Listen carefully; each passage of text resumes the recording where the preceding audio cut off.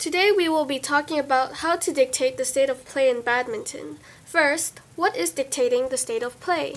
Dictating the state of play is the term used in badminton that describes how the player, you, controls where the opponent moves on the court with a variety of shots in an attempt to deceive the opponent with strategy. Okay, so basically we will teach you how to dictate the state of play in badminton. There are several things one has to remember. First, use and be able to use a variety of shots.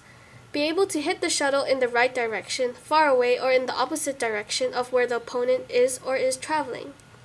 Always be ready with a ready stance and always come back to the middle of the court so you can counter any shot. Know your footwork.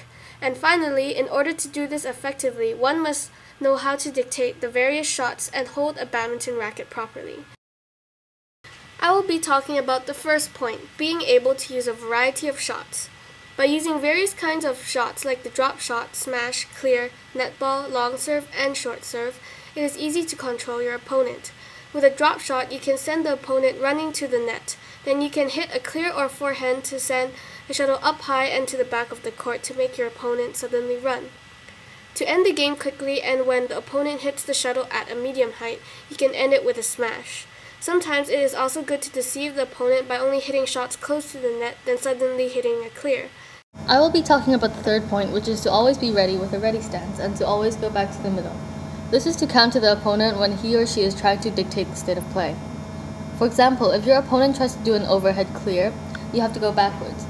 If you don't get back to the middle in time, they'll probably try a drop shot, effectively dictating the state of play. If you were to be in the middle, you can effectively counter the drop shot. I will be talking about the fourth point, to know your footwork. This is because you need to be able to move in time on the court. If you can't run, don't play because you're going to lose and you'll also trip and lose the shot, and yeah. Finally, the last point, when dictating the state of play, is to basically be able to perform each of the various shots effectively and most importantly, be able to hold a badminton racket properly.